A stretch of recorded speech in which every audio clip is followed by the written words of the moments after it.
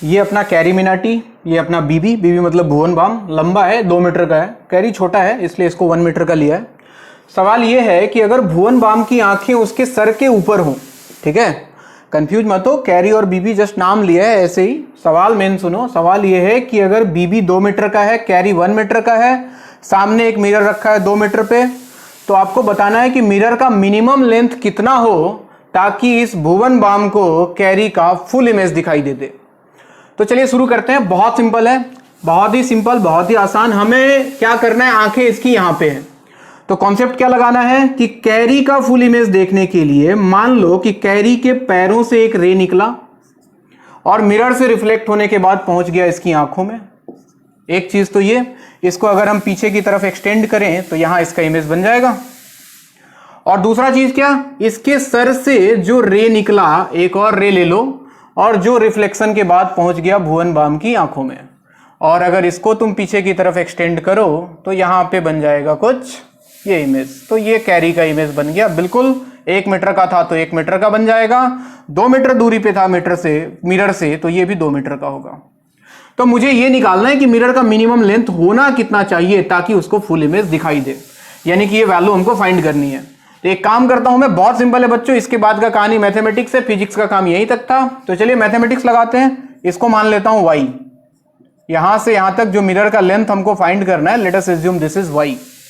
अब ध्यान से देखो, अगर इसको एक्सटेंड करके एक ट्रायंगल बनाने की कोशिश करूं तो ये बड़ा वाला ट्रायंगल सबको दिखाई दे रहा है, ये वाला ट्रायंगल और एक ये वाला ट्रायंगल, इसको y माना है, इसको कुछ y1 मान लेता हूं ये वाले लेंथ को, और इस वाले लेंथ को मैं y2 मान लेता हूं।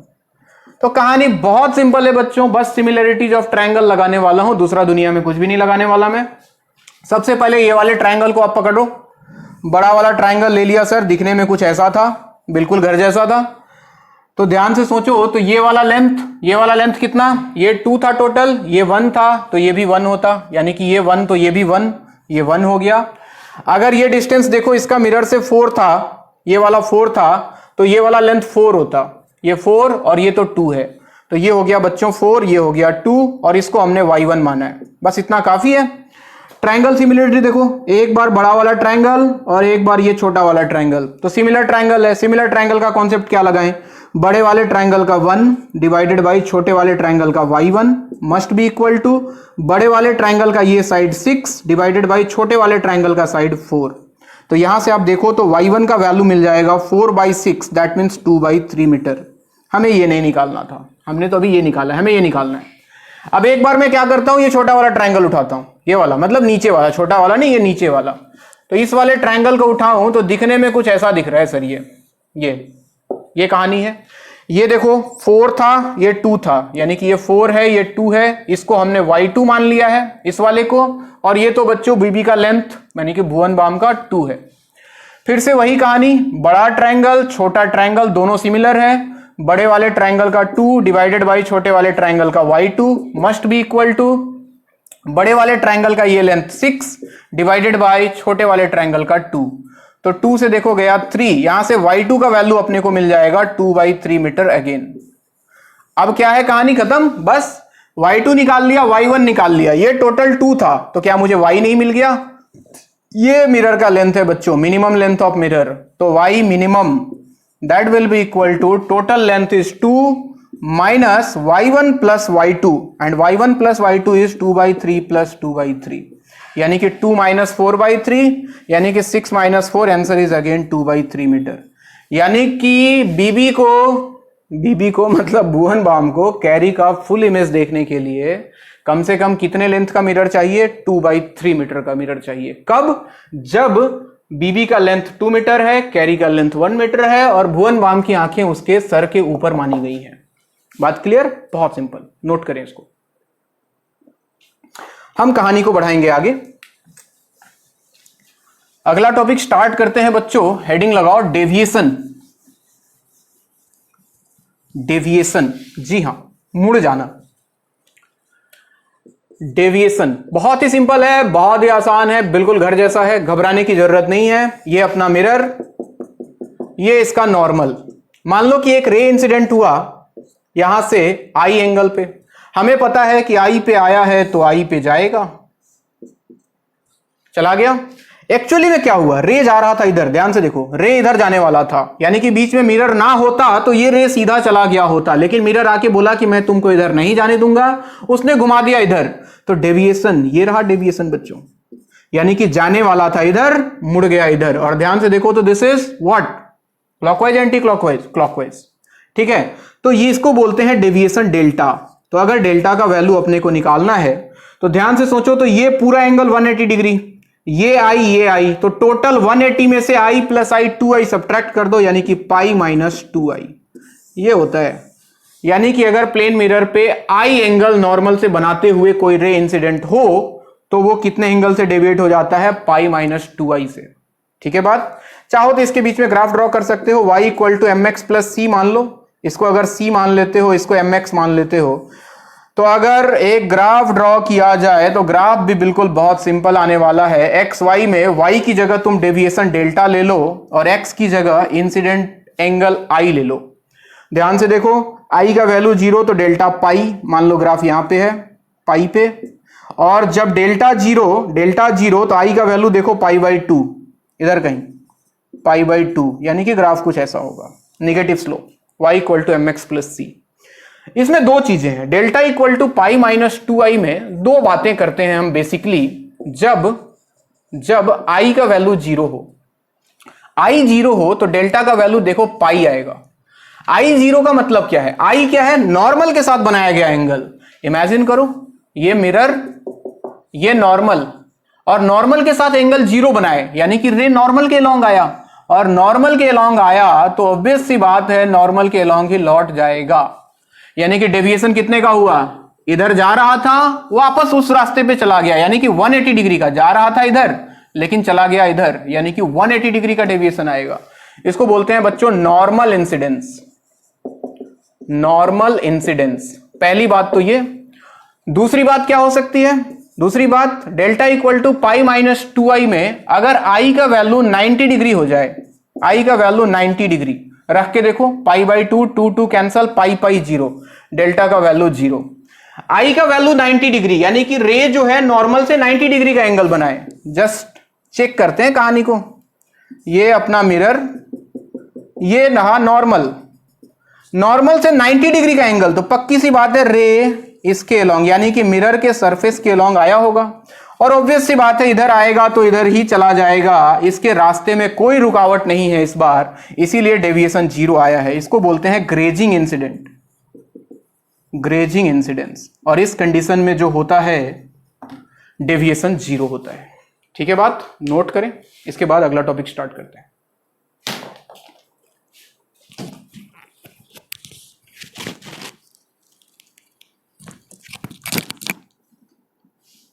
ना अब बात करते हैं टू रिफ्लेक्शन की। जैसे मान लो एक छोटा सा सवाल लेता हूं मैं, सब लोग बोर्ड पे देखो, दो मिरर लगा दिया मैंने 90 डिग्री पे, perpendicular to each other, 90 degree पे दो मिरर लगाया है, और इस वाले मिरर पे एक रे इंसिडेंट हुआ, सपोज किसी एंगल आई पे, ये नॉर्मल है इसका, किसी एंगल आई पे इंसिडेंट हुआ, तो क्या होगा इस रे के साथ बच्चों, क्या होगा, ये रे आया यहां से रिफ्लेक्ट होगा, रिफ्लेक्ट होने के बाद क्या इस वाले मिरर पे पहुंचेगा, इस वाले मिरर से फिर से रिफ्लेक्ट होगा, तो यहां पे दो डेविएशन होगा, पहला इस मिरर के कारण, दूसरा इस मिरर के कारण।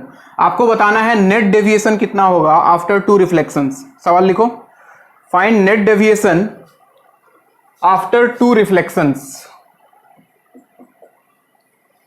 चलो सब लोग बोर्ड पे देखो, बहुत सिंपल है, कुछ खास नहीं है। सबसे पहले तो ये बताओ, ये आई पे आया तो कितने पे जाएगा, आई पे ही जाएगा, तो आई पे चला गया। सबसे पहले इस वाले मिरर के कारण बताओ, इस वाले मिरर के कारण रे इधर जा रहा था लेकिन एक्चुअली में इधर गया नहीं, ये मुड़ गया इधर की तरफ, इधर की तरफ, तो ये इसका डेविएशन हो गया, सॉरी ये नहीं, ये रे जा रहा था इधर लेकिन चला गया इधर, तो ये हो गया, इसको मैं डेल्टा 1 बोल देता हूं बच्चों। और थोड़ी देर पहले आपको बताया कि अगर आई पे इंसिडेंट हो तो प्लेन मिरर के कारण डेल्टा वन डेविएशन कितना आएगा? क्या पाई माइनस 2i के बराबर होगा? अच्छा ये कैसा होगा, क्लॉकवाइज या एंटी क्लॉकवाइज? ये जो घुमा, क्लॉकवाइज घुमा या एंटी क्लॉकवाइज घुमा? सबको दिखाई दे रहा है ना? क्लॉकवाइज, इसको बोल देता हूं क्लॉकवाइज, याद रखना। अब आ जाओ दूसरे की तरफ। मान लो यहां से आया, इस वाले मिरर पे इंसिडेंट हुआ, इधर यहां पे पहुंचा, यहां पे हमने नॉर्मल ड्रॉ किया दूसरे वाले सरफेस पे। अब जरा एंगल बताओ, ये वाला एंगल हमको चाहिए, एंगल ऑफ इंसिडेंस, ये वाला कितना होगा? अगर ये आई था तो क्या ये वाला एंगल 90 माइनस आई होता?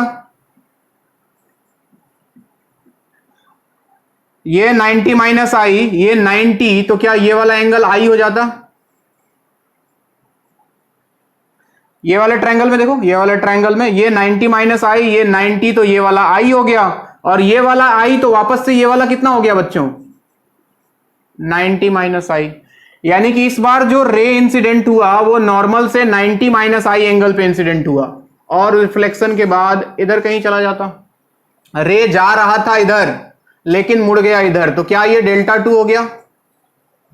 बोलो, रे जा रहा था इधर की तरफ, इधर, लेकिन ये घूम गया इधर की तरफ, तो ये वाला डेल्टा 2। तो क्या जो डेल्टा 2 का वैल्यू होगा, again pi minus 2 into angle of incidence, लेकिन इस बार एंगल ऑफ इंसिडेंस कितना है बच्चों? 90 माइनस आई है क्या? तो यहां पे जहां आई आता था वहां 90 माइनस आई आएगा। जरा बताओ ये कितना आएगा? ये देखो 180 कैंसिल हो गया, पाई माइनस पाई, तो क्या ये 2i के बराबर आया? और ये भी कैसा है, क्या ये भी क्लॉकवाइज है? डेल्टा 1 भी क्लॉकवाइज था और ये भी कितना है? क्लॉकवाइज है। तो क्लॉकवाइज है तो कोई टेंशन नहीं है। मुझे निकालना है नेट डेविएशन, तो डेल्टा नेट जो होगा that will B delta 1 plus delta 2। Delta 1 कितना आया था? पाई माइनस 2i, प्लस डेल्टा 2 कितना आया? 2i, 2i ने 2i को मार दिया, कितना आया भाई? पाई। यानी कि रे एग्जैक्टली 180 डिग्री से मुड़ गया। समझ रहे हो बात? यानी कि इधर आया था, इधर चला गया, यानी कि ये दोनों पैरेलल हो गया। एक तरह से ऐसा सोचे तो ऐसे आया था और ऐसे चला गया, जा रहा था इधर लेकिन चला गया इधर, यानी कि रे आया तो ऐसे था, इधर जाने वाला था और चला गया इधर की तरफ। तो कितना एंगल डेविएट हुआ? 180 डिग्री, यानी कि उसी रास्ते पे वापस चला गया। अरे बात समझ में आ रहा है क्या? बनाते जाओ। सारा खेल रे डायग्राम का है, मैं फिर से बता रहा हूं, सारा का सारा खेल रे डायग्राम। दिमाग बहुत थोड़ा सा लगाना है, बहुत ज्यादा दिमाग नहीं लगाना है, लेकिन रे डायग्राम का बढ़िया प्रॉपर नॉलेज होना चाहिए। और बाकी ज्योमेट्री तो बहुत छोटा मोटा है, इसलिए टेंशन नहीं लेना है, बहुत सिंपली हो जाएगा सब कुछ। बस देखते चलो, जहां दिक्कत हो पूछते चलना, कॉन्सेप्ट एकदम सही लगाना है। अब क्लॉकवाइज एंटी क्लॉकवाइज का ख्याल रखना है। अगर एक क्लॉकवाइज हो दूसरा एंटी क्लॉकवाइज हो, तो एक को पॉजिटिव लोगे तो दूसरे को नेगेटिव लोगे। समझ रहे हो? अगर ऐसा हुआ तो, अगर दोनों क्लॉकवाइज या दोनों एंटी क्लॉकवाइज है तब तो कोई टेंशन ही नहीं है।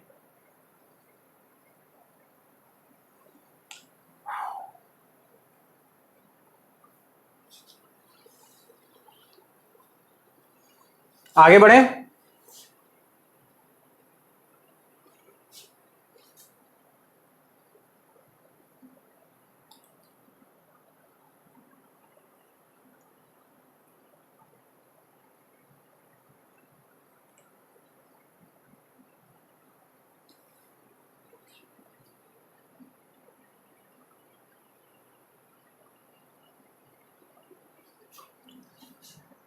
सबका हो गया? चलो तुम्हारी बारी, करके दिखाओ। फिर से दो मिरर ले लेता हूं मैं 90 डिग्री पे। यहां से एक रे आया, पहले मिरर पे इंसिडेंट हुआ, और ये वाला एंगल दिया हुआ है 60 डिग्री का। आपको बताना है delta net after two reflections. Find delta net after 2 reflections. चलो बता दो तो।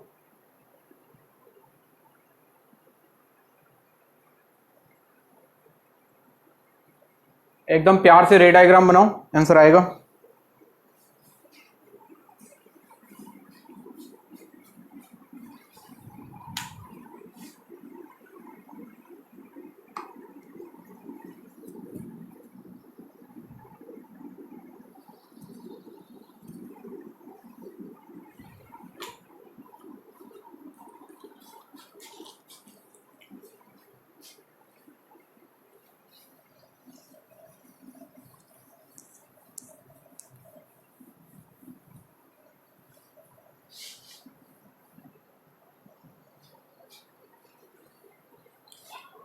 हाँ जी, बना क्या?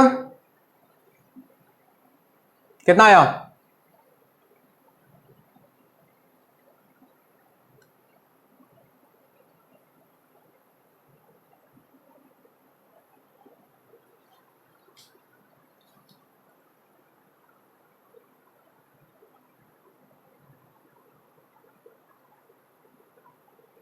कितना आया?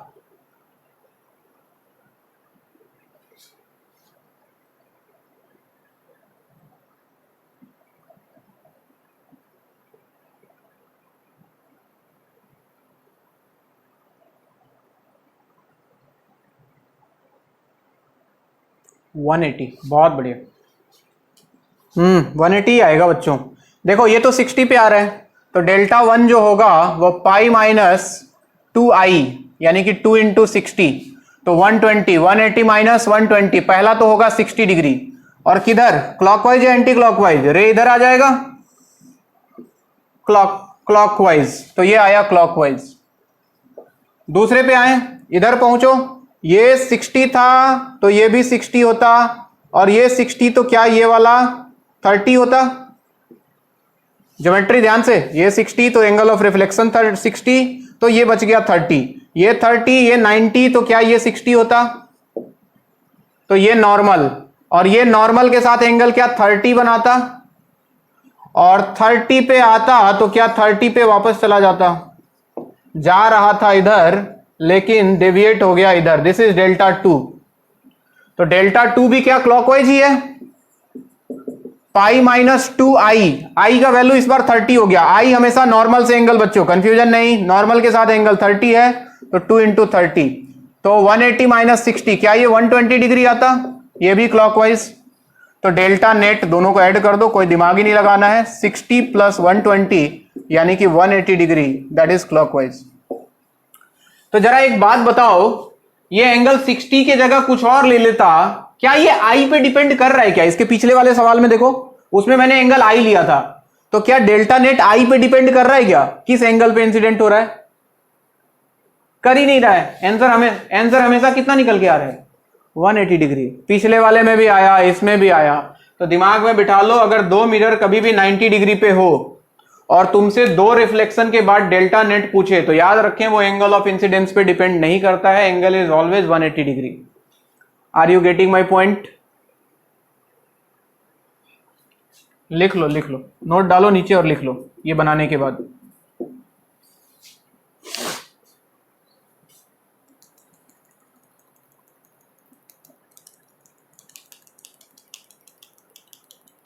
नोट डालो और नीचे लिख लो, if two mirror are at 90 डिग्री, if two mirror are at 90 degree, then net deviation after two reflections, then net deviation after two reflections is 180 degree,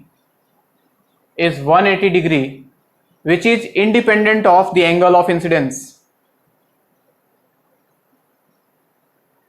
Then net deviation after two reflections is 180 degree, which is independent of the angle of incidence. Which is independent of the angle of incidence. Which is independent of the angle of incidence. हो गया क्या? तो अगर दो mirror के बीच का angle 90 degree दिखे, दिमाग मत लगाना है, आंसर 180 डिग्री मार देना। अब प्रॉब्लम तो तब आएगा जब मिरर के बीच का एंगल बदल जाए बच्चों। मान लो कि एक मिरर और ये दूसरा मिरर एंगल 90 ना दे, एंगल दे दिया मान लो सपोज 70 डिग्री, 70 डिग्री पे दोनों मिरर इंक्लाइंड है, और इस बार जो रे इंसिडेंट हो रहा है ये नॉर्मल से मान लो 15 डिग्री पे आ रहा है। 15 डिग्री पे, 15 ही है ना? हाँ 15 ही है। आपको बताना है find net deviation after two reflections, बताओ जरा। बना पाओगे? बिल्कुल बना पाओगे, कोशिश करो। Find net deviation after two reflections. सब लोग ट्राई करो।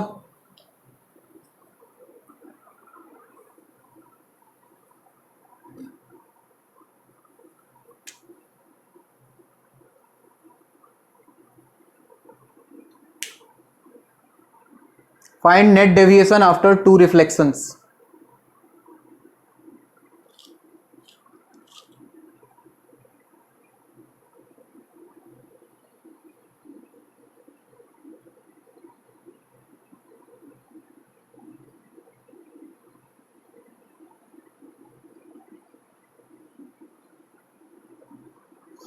जिसका आंसर आएगा बोलेगा।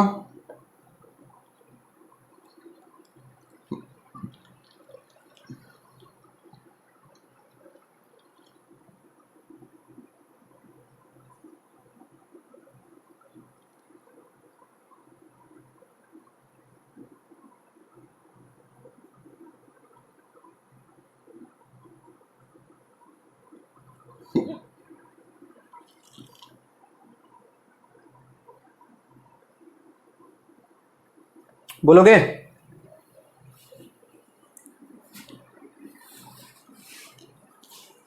हम्म,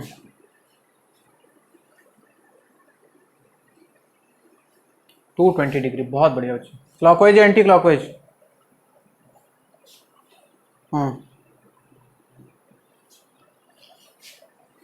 चलिए, जिनको दिक्कत है बोर्ड पे ध्यान दें। देखो, पहले मिरर के पास 15 पे आया है, जाने वाला था इधर लेकिन चला जाता इधर, इधर ही जाता ना। इधर चला जाता। 15 पे आया तो 15 पे चला जाता।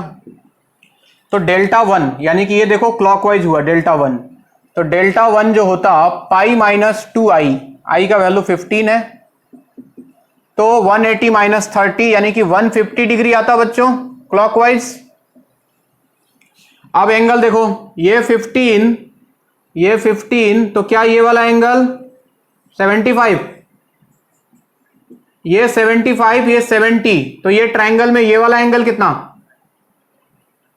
35 डिग्री, ये 35 डिग्री। यहां से नॉर्मल ड्रॉ किया तो ये 35, तो नॉर्मल के साथ एंगल कितना कितना 55 दिखाई दे रहा है ना सबको, 55। तो 55 पे आया और 55 पे चला जाता, ये भी 55, जाने वाला था इधर लेकिन चला गया इधर, यानी कि वापस से क्लॉकवाइज ही हो रहा है। और डेल्टा ट्यू का वैल्यू हो जाता पाई माइनस 2i, आई का वैल्यू इस बार 55 है बच्चों, नॉर्मल के साथ एंगल, तो 2 इंटू 55, तो देखो 180 माइनस 110 कितना 70 क्लॉकवाइज। तो डेल्टा नेट जो आता वो इस बार आ जाता 150 प्लस 70 यानी कि 220 डिग्री क्लॉकवाइज। रे आ इधर रहा था, घूम गया 220 डिग्री से। अरे ठीक है क्या? किसी को कोई तकलीफ? अगर तकलीफ नहीं है तो अगला सवाल करके दिखाओ। कैसा ले लिया जाए मिरर के बीच का एंगल 30 डिग्री।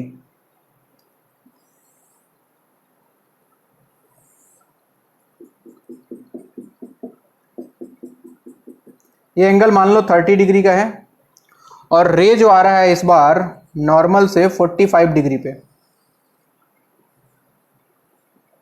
सवाल सेम है। Find net deviation after two reflections. Find net deviation after two reflections. इस बार सबका सही आना चाहिए, ऐसा मैं उम्मीद करता हूं। पता नहीं आएगा कि नहीं आएगा, देखते हैं।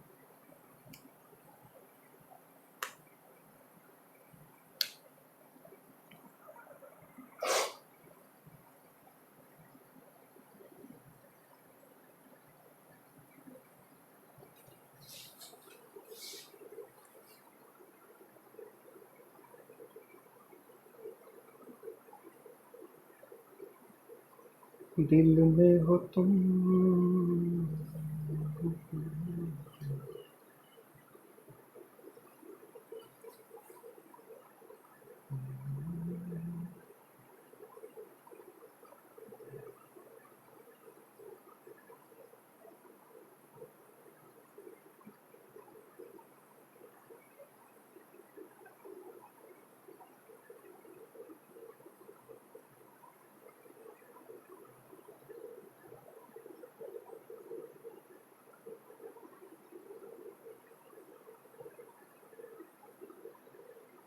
सिक्सटी डिग्री क्या? एंटी क्लॉकवाइज, बहुत बढ़िया। चलो भाई सब लोग देखो, क्या पहला तो जो होगा, पहला जो होगा वो क्लॉकवाइज होगा। डेल्टा वन की बात करें तो पाई माइनस टू आई का वैल्यू 45 है, तो 180 माइनस 90 यानी कि 90 डिग्री क्लॉकवाइज। इसमें किसी को डाउट नहीं। एंगल देखते हैं, ये 45 तो ये भी 45, ये 45 तो ये भी 45, बोलो ना। ये 45, ये 30, तो ये वाला कितना? 105। तो इस बात का ख्याल रखना है कि इस बार जो नॉर्मल होगा इधर होगा कि इधर होगा? इधर कहीं होगा। समझ? अरे 90 से ज्यादा हो गया ना एंगल, तो नॉर्मल जो होगा वो तो 90 पे ही होता है। तो जरा इमेजिन करो, ये पूरा 105 था, ये नॉर्मल हुआ, ध्यान बोर्ड पे बढ़िया से, ये नॉर्मल है, तो नॉर्मल के साथ कितना एंगल बना रहा है ये? 15 डिग्री। और ये इधर आया 15 पे, तो क्या इधर चला जाएगा 15 पे? बोलो। तो ये क्लॉकवाइज हुआ कि एंटी क्लॉकवाइज हुआ इस बार? ये डेल्टा टू जा रहा था इधर, घूम गया इधर, दिस इज एंटी क्लॉकवाइज। तो दिक्कत की बात यह है कि डेल्टा टू जो है पाई माइनस टू आई ही होगा, आई का वैल्यू 15 होगा, लेकिन ये एंटी क्लॉकवाइज यानी कि 180 माइनस 30 यानी कि 150 डिग्री एंटी क्लॉकवाइज। तो जब तुम डेल्टा नेट लिखोगे, delta net, delta one plus delta two, किसी एक को पॉजिटिव मानना, दूसरे को निगेटिव मानना। अगर इसको पॉजिटिव मानते हो तो इसको निगेटिव, इसको पॉजिटिव मानते हो तो इसको निगेटिव। चलो मैंने इसको निगेटिव मान लिया और एंटी क्लॉकवाइज को पॉजिटिव मान लिया क्योंकि ये बड़ा था, तो मुझे मिलता -90 प्लस 150। कितना आता बच्चों? 60 डिग्री। और जो पॉजिटिव आया तो पॉजिटिव तुमने एंटी क्लॉकवाइज को माना है, तो एंटी क्लॉकवाइज 60 डिग्री से एंटी क्लॉकवाइज घूम जाता। अरे समझ आ रहा है क्या? बोलो तो एक सीबीटी बता दूं, फटाक से एकदम फटाक दे एकदम आंसर टिक कर दोगे तुम लोग, इतना बिना मेहनत किए।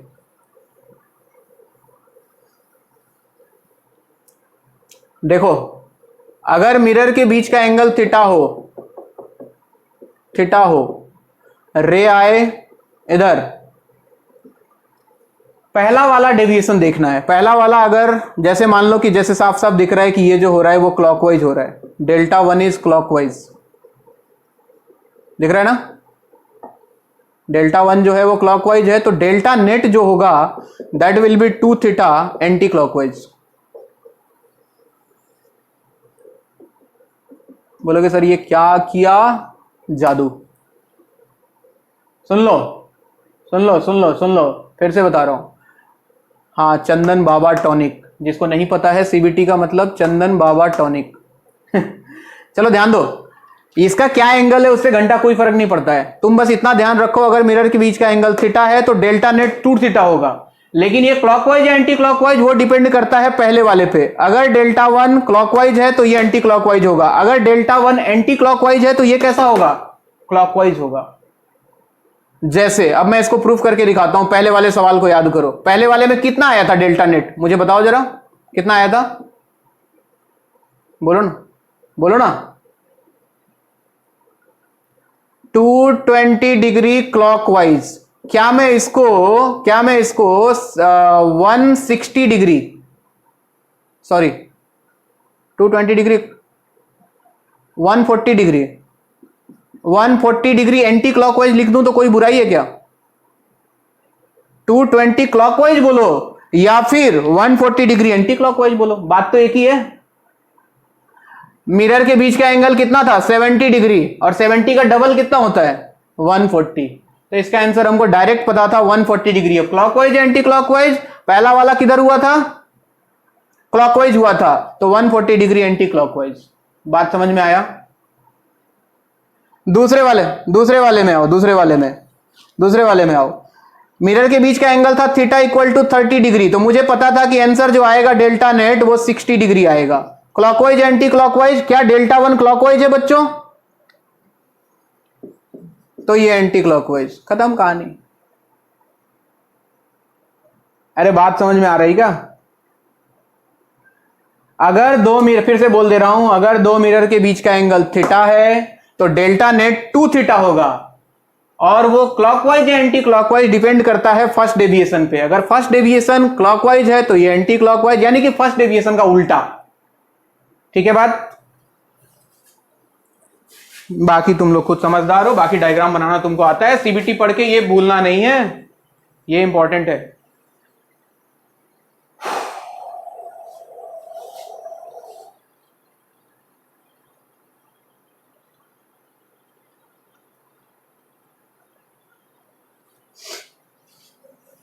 एक सवाल पूछूं?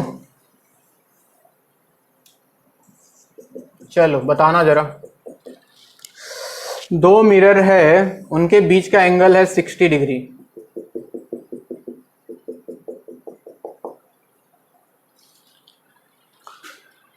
और ये नॉर्मल इस वाले सरफेस पे, यहां पे एक रे इंसिडेंट हुआ, कितने एंगल पे? थीटा पे। ये डायग्राम बनाओ पहले।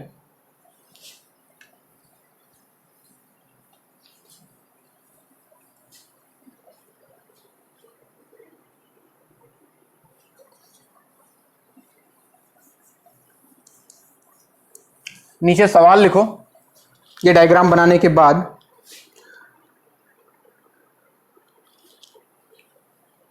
Find theta such that the ray retraces its path after reflection। फिर से बोल रहा हूं, find theta such that the ray retraces its path after reflections। Retraces its path का मतलब समझते हो क्या है मतलब? यानी कि रे जिस पाथ पे वायर आ रहा है उसी पाथ पे वापस चला जाए। यानी कि ये जिस पाथ से आया है ना, जिस रास्ते से, उसी रास्ते से इसको वापस भेज देना है। नहीं समझे? यानी कि अगर ये रे इस रास्ते पे आया है तो जाने वाला रे भी इसी रास्ते पे जाना चाहिए। अब चलिए दिमाग लगाते हैं, जरा बताओ ऐसा कब होगा। सबसे पहले तो ये सोचो, ये रे इंसिडेंट हुआ थीटा पे, तो क्या ये थीटा पे जाएगा? क्या ये थीटा पे रिफ्लेक्ट होगा पहले मिरर से? अब ऐसा क्या जादू हो, अब मुझे रे को इसी रास्ते पे वापस भेजना है, यानी कि वापस रे को अगर इंसिडेंट करा दे इसी पे, इसी एंगल पे, तो इधर चला जाएगा।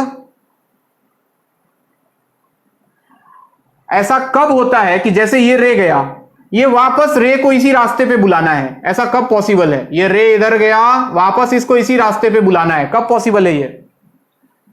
जब नॉर्मल इंसिडेंट हो, यानी कि ये एंगल 90 डिग्री हो जाए। अरे यही ना, इधर गया वापस इधर आया इसी रास्ते पे, और थीटा पे इंसिडेंट होके फिर थीटा पे चला गया, यानी कि ये एंगल 90 डिग्री होना चाहिए। तो हमको थीटा बताना है बच्चों, बता दो, बहुत आसान सवाल है। ये थीटा तो ये थीटा, तो ये कितना 90 माइनस थीटा, ये 90 माइनस थीटा, ये 60, ये 90, तो थीटा नहीं निकल गया, ये 30 हो गया बच्चों। ये 30 हो गया तो थीटा कितना हो गया 60। खत्म कहानी, इतना ही सवाल था बस। दिमाग लगा दिया तो पेन चलाने का जरूरत ही नहीं है।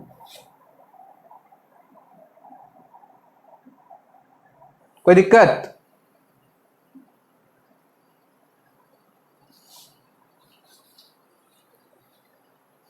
अरे सबको समझ में आ रहा है?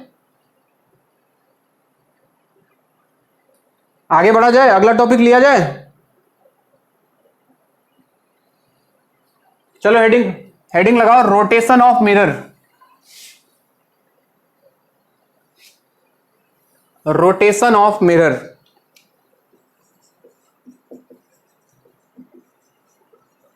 अब हम मिरर को घुमाएंगे।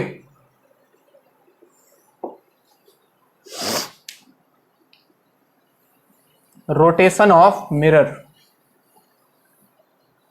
चलो इधर देखो, मान लो ये अपना प्लेन मिरर ऐसे रखा हुआ है, एक रे इस पे इंसिडेंट हुआ, ये हो गया सरफेस के ऊपर नॉर्मल। ये रे अगर आई एंगल पे आया था तो हमें पता है कि ये रे आई एंगल पे चला जाएगा। ये है रिफ्लेक्टेड रे। अब कहानी में क्या किया गया, इस वाले मिरर को घुमा दिया गया। ठीक है, इस वाले मिरर को मान लो किसी विद्वान आदमी ने इस मिरर को रोटेट कर दिया। सपोज मिरर को इस पोजीशन में ले आया और इसको रोटेट कर दिया थीटा एंगल से, क्लॉकवाइज या एंटी क्लॉकवाइज? क्लॉकवाइज। मान लो मिरर को रोटेट कर दिया थीटा एंगल से क्लॉकवाइज, तो आपसे बोलेगा बताओ रिफ्लेक्टेड रे कितने एंगल से रोटेट हो जाएगा। नीचे लिखो, if mirror is rotated by angle theta clockwise then find angle rotated by the reflected रे।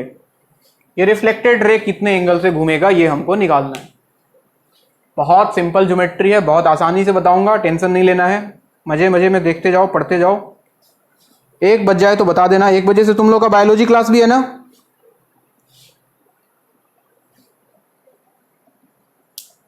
एक बज जाए तो बता देना, बस फिलहाल देखते जाओ।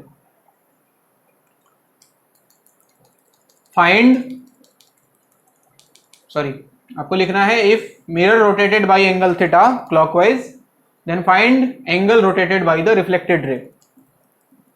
Find angle rotated by the reflected ray. Find angle rotated by the reflected रे।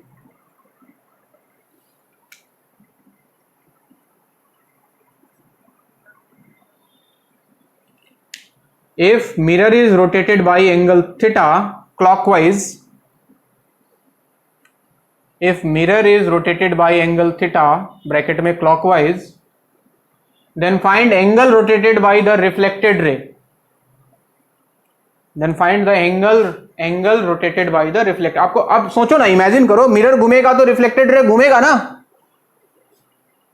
तो कितने से घूमेगा हमको ये बताना है। अब जरा ध्यान देना, ध्यान से ज्योमेट्री देखना बच्चों। ज्योमेट्री ठीक से देख लिया तो कोई दिक्कत नहीं है, वरना हवा में चल जाएगा, सब कुछ उड़ जाएगा, ऐसे मानो। तो इसको R1 बोल देता हूं, पहला रिफ्लेक्टेड रे है ये, जो इस नॉर्मल से आई एंगल बना रहा है। अब इस सरफेस को देखो, हालांकि मेरे पास कुछ और मार्कर चाहिए था, मुझे नहीं है। क्या इस सरफेस के लिए नॉर्मल बदल जाएगा बच्चों?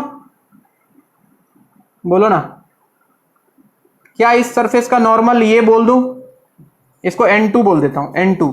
ये N1 था पहला नॉर्मल इस वाले सरफेस का, तो ये हो गया दूसरा नॉर्मल N2।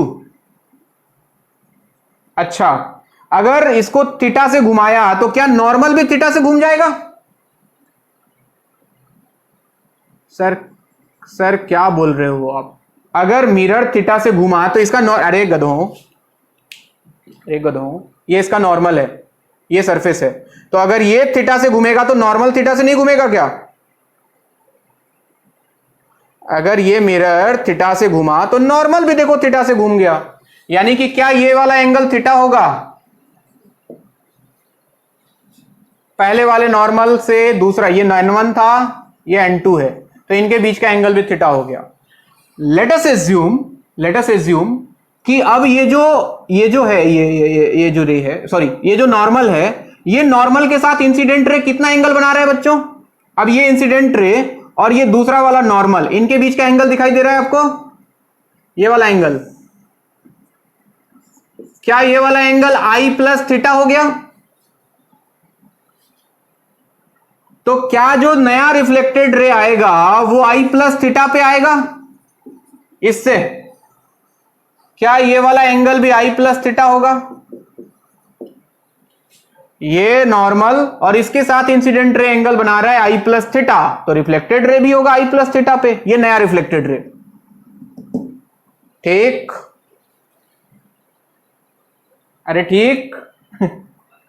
हाँ, हमें निकालना है कौन सा एंगल? ये वाला एंगल हमें निकालना है। ये वाला एंगल कहां पे लिखूं मैं? ये आई प्लस थीटा है, हमें निकालना है ये वाला एंगल, यानी कि R1 और R2 के बीच में कितना एंगल है? सपोज फाई मान लो, हमें ये फाई फाइंड करना है, ये वाला एंगल कितना होगा? तो ध्यान से देखो, तो ये एंगल है आई प्लस थीटा, ये एंगल अपने को पता है क्या? अगर इस वाले एंगल को अल्फा बोलूं, अल्फा, अल्फा ये वाला एंगल, ये वाला एंगल अपने को पता है क्या? अल्फा। ध्यान से देखो तो, अल्फा पता है क्या?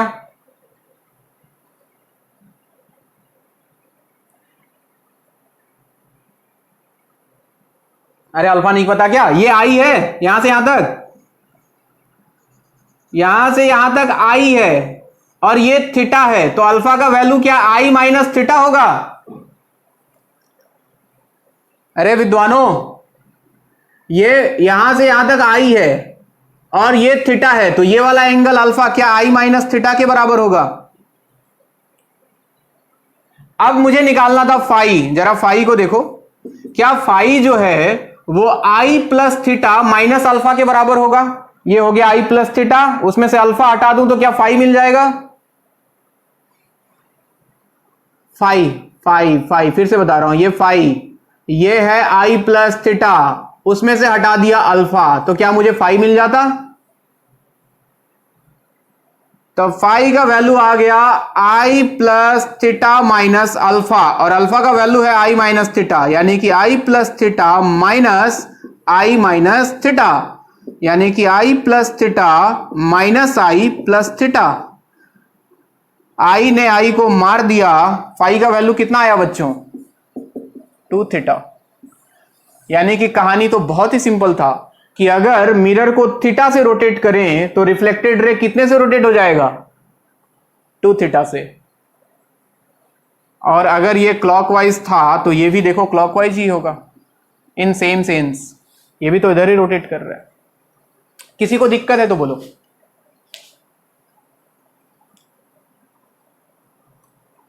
है क्या किसी को दिक्कत? अगर मिरर थीटा से रोटेट करेगा तो रिफ्लेक्टेड रे 2 थीटा से रोटेट कर जाएगा, यानी कि उसका डबल।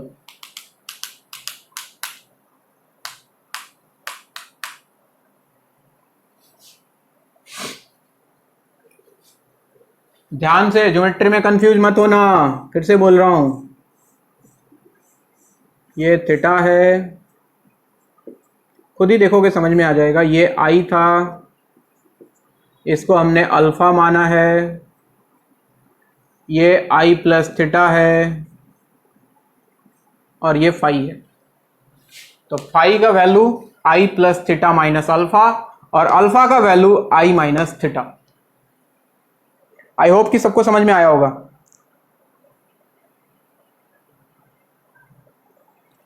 तो नीचे नोट डाल के चाहो तो ये बात लिख दो आप, इफ मिरर रोटेट, बना लो डायग्राम बना लो, डायग्राम ही इंपॉर्टेंट है इसका, बाकी तो समझने वाली चीजें हैं।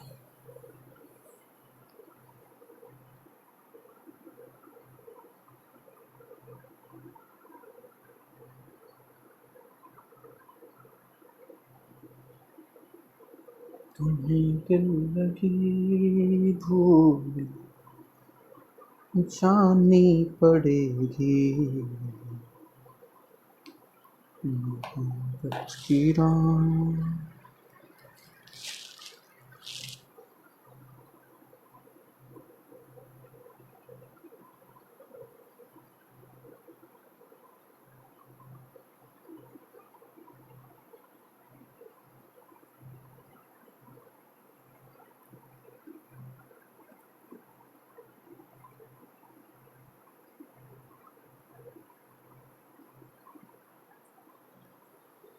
अरे हो गया?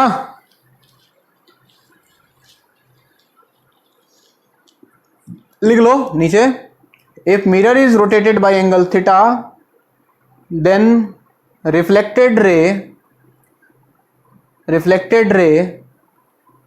gets rotated by 2 theta in same sense.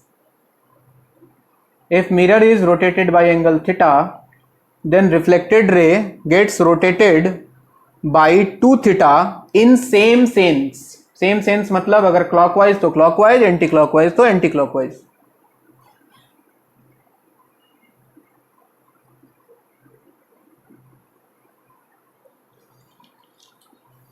ठीक है।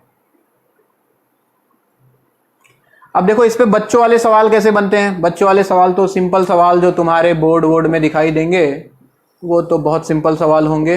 ये रहा, ये नॉर्मल, ये दे देगा मान लो कि 30 डिग्री पे आया इंसिडेंट रे, और बोलेगा कि इस वाले मिरर को रोटेट कर दिया हमने क्लॉकवाइज डायरेक्शन में, सपोज 30 डिग्री से, तो आपको बोलेगा कि रिफ्लेक्टेड रे जो है, पूरा सवाल लिखो। चलो पहले ये डायग्राम बनाओ, पूरा सवाल लिखो।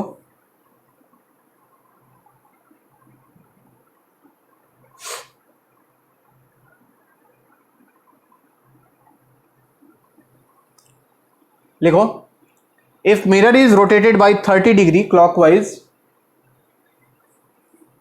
if mirror is rotated by 30 degree clockwise, then find angle rotated by the reflected ray. Find angle rotated by the reflected ray.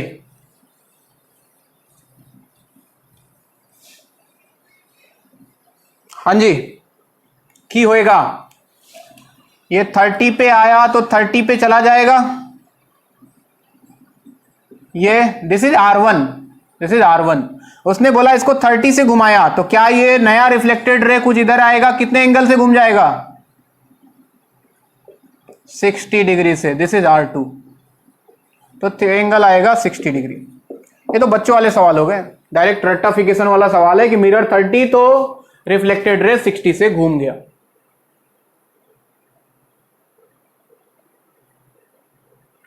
अच्छा, अब इसमें जो बढ़िया सवाल बनता है, जो आईआईटी के अंदर पूछा जाता है, वो कैसा सवाल है, चलिए आपकी बारी। ये मिरर, ये इसका नॉर्मल, इधर एक रे आया, इंसिडेंट हुआ नॉर्मल से 30 डिग्री पे, और ये है रिफ्लेक्टेड रे R1 जो कि 30 डिग्री पे जाएगा, ऑब्वियस सी बात है। इसके नीचे सवाल लिखना है आपको।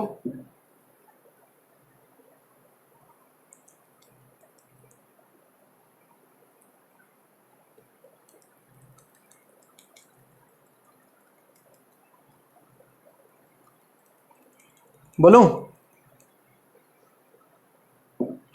Find angle rotated by the mirror, find angle rotated by the mirror so that the reflected ray becomes horizontal. Find angle rotated by the mirror so that the reflected ray becomes horizontal. So that the reflected ray becomes horizontal.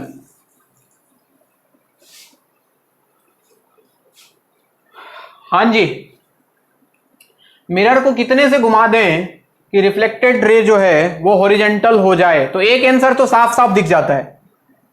देखो ये 30 तो ये भी 30 होगा बच्चों, और ये 30 तो ये एंगल कितना 60।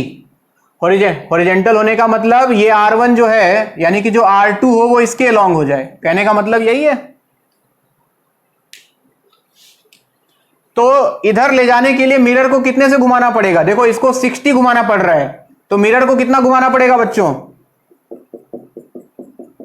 30 से घुमा दो। तो पहला आंसर आ गया बच्चों 30 degree. Case 1 is very simple, theta equal to 30 degree. 30 degree कैसा, क्लॉकवाइज या एंटी क्लॉकवाइज, क्लॉकवाइज। अगर मिरर को 30 डिग्री से घुमा दें तो रिफ्लेक्टेड रे 60 से घूमेगा और 60 से घूमने के बाद वो हॉरिजॉन्टल हो जाएगा। किसी को दिक्कत?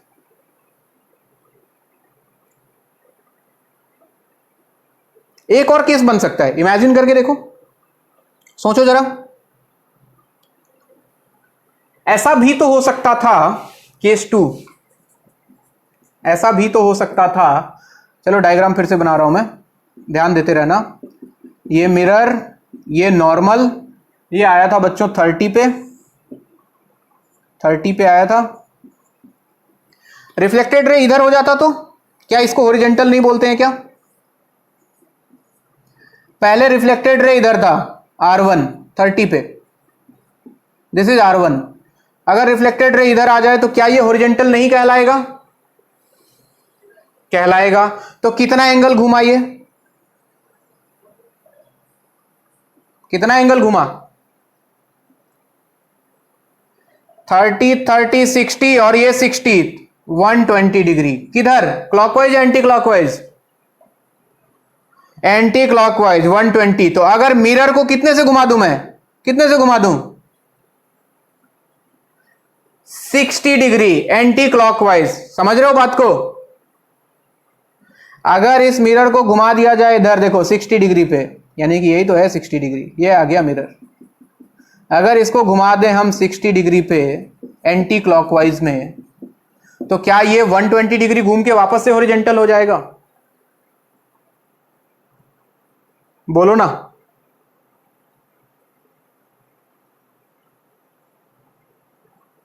तो दूसरा आंसर कितना हो जाएगा बच्चों? 60 डिग्री किधर? Anti clockwise. अरे सबको समझ में आ रहा है क्या? किसी को डाउट है तो पूछ लेना। ये दिखने में डायग्राम गंदा गंदा दिखता है, बनाने में बहुत सिंपल है। R1 इधर था, अच्छा एक वाला ये वाला केस हमने ले ही लिया था। एक काम करते हैं, इसको घुमा के इधर ले आते हैं। तो इधर घूमना है, हॉरिजॉन्टल होने के लिए 120 जाना पड़ेगा, तो मिरर को 60 घुमा दो, मिरर को आधा घुमाना होता है। तो second answer is 60 degree anti clockwise. कोई दिक्कत किसी को? तो अगला सवाल पूछूंगा, आंसर सबका आना चाहिए। आएगा ना? देखते हैं, लेट अस सी।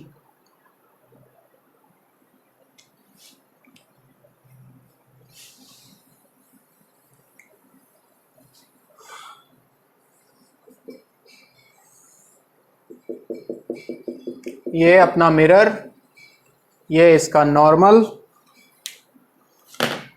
इस बार रे फिर से वैसे ही आया जैसे पहले आया था, 30 डिग्री पे, और 30 डिग्री पे चला गया। हाँ, ये पहला रिफ्लेक्टेड रे।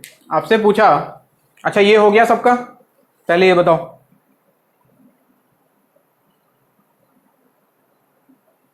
किसी का छूट तो नहीं रहा? बनाओ पर बोल दिया करो अगर छूटे तो।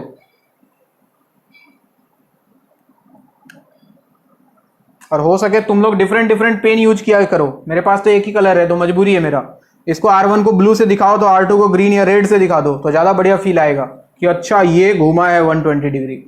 वरना 2 महीने बाद पढ़ोगे तो लगेगा अरे यार क्या कर दिया है इसने, चावल दाल सब्जी मिला के खिचड़ी बना दिया।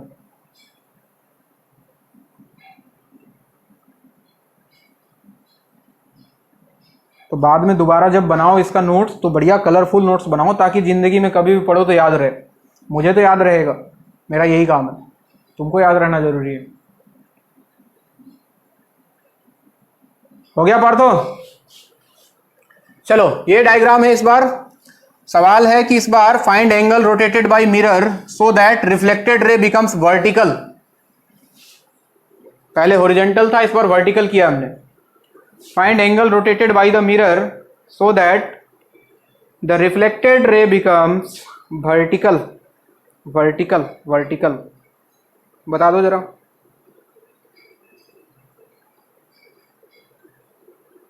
जेबू। Find angle rotated by mirror so that reflected ray becomes vertical।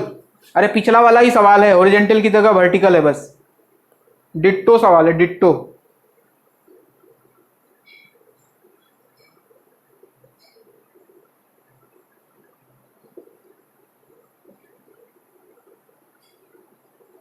जेबों में बिखरे हैं तारे, खाली हुआ आसमां, पलकों पे धूप है में। अरे ये क्या घंटी बजता है बे? किसके घर का घंटी है ये? क्या है ये? बहुत दिन से कंफ्यूज हूं मैं। हाँ, क्या क्या क्या? अच्छा, कोई नया आने से ऐसा आवाज करता है, टेंग। ओ, ये कॉन्सेप्ट है, पता ही नहीं था मुझे।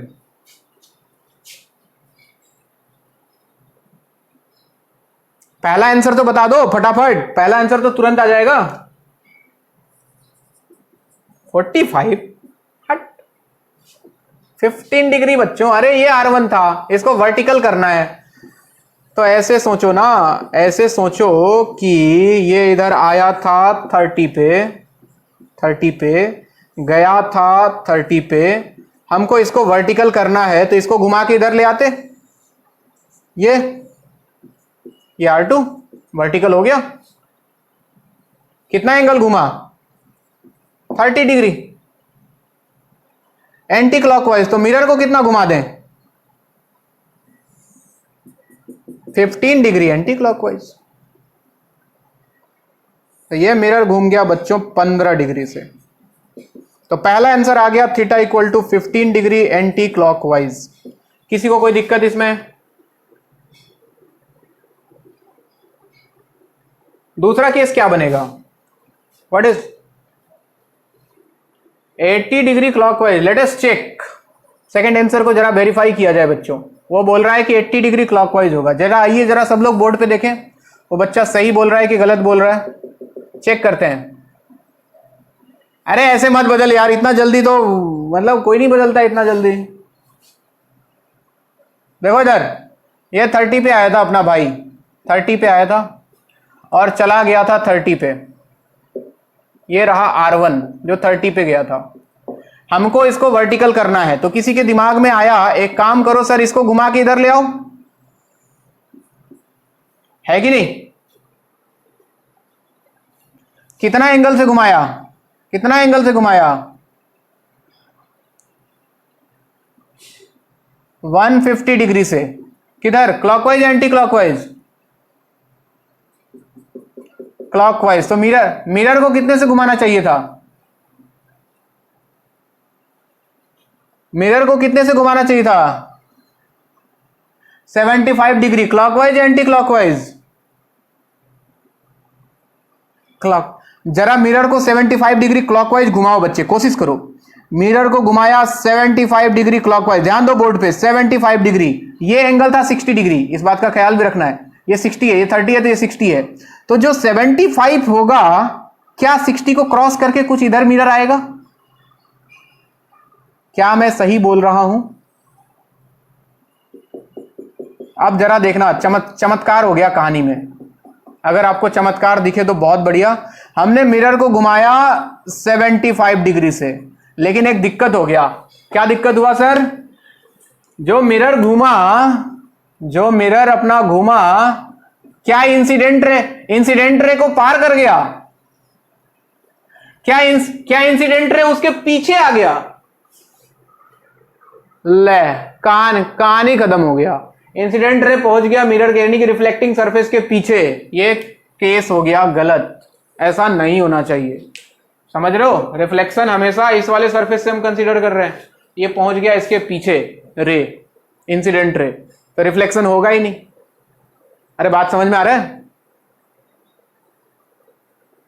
तो ये केस हो गया गलत। अच्छा, एक और केस है, सोचो, दिमाग लगाओ, दिमाग लगाने में ही तो मजा है जीवन का। ये मिरर था, फिर से देखो, फिर से दिखाता हूं। ये मिरर था, ये इसका नॉर्मल, ये भाई साहब आए थे 30 पे और 30 पे चले गए। सबकी निगाहें बोर्ड पे, 30 पे चले गए ये। अब हम क्या करते हैं, इसको वर्टिकल करना था ना, एक काम करते हैं, उल्टा कंसीडर करते हैं। मान लो कि इतना घुमाइए, ये ऐसा भी तो हो सकता था। कितना घुमा बताओ जरा, अगर इसको वर्टिकल इधर जाना था R2 को, कितना एंगल घुमा?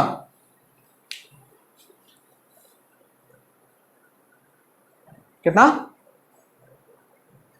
210। पक्का ना, गड़बड़ मत करना। ये 30 30 60 और ये 60 120 120 और 90 120 और 90 210 डिग्री। किधर, क्लॉकवाइज या एंटी क्लॉकवाइज? Anti clockwise. तो मिरर को कितना घुमाना चाहिए था? अरे मिरर को कितना घुमाए? 105 डिग्री। तो यहां तक तो 90 होता, अब यहां से 15 डिग्री और, क्या मिरर कुछ ऐसा आता? ये घूम गया इधर, मिरर घुमा ये 105 डिग्री से। बोलो ना,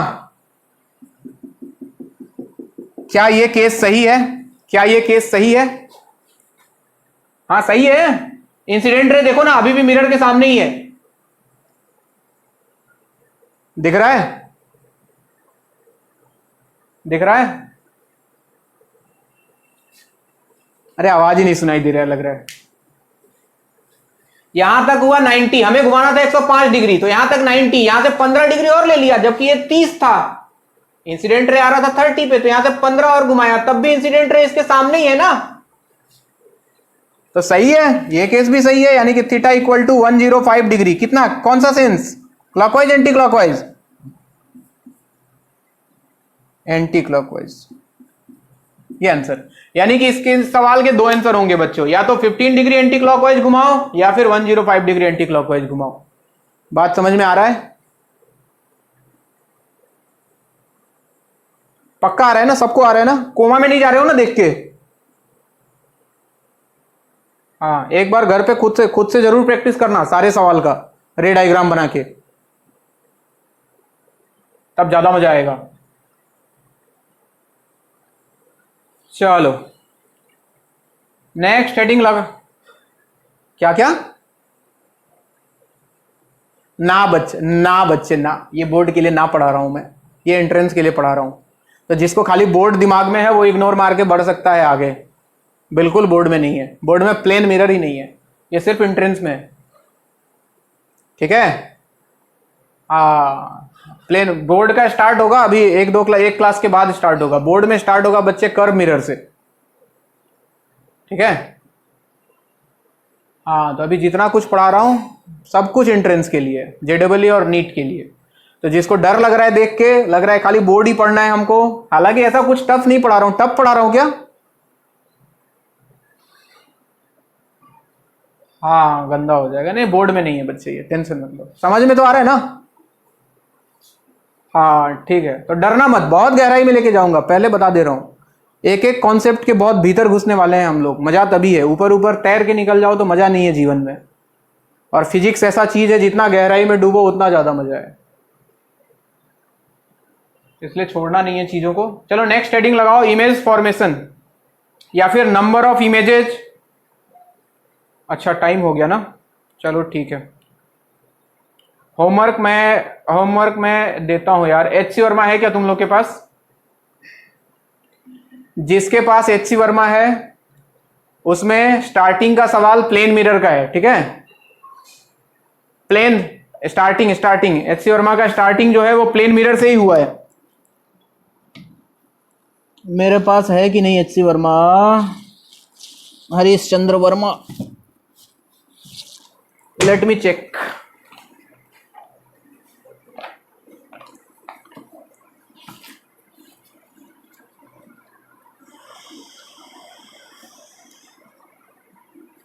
इसको बंद करने दो भाई।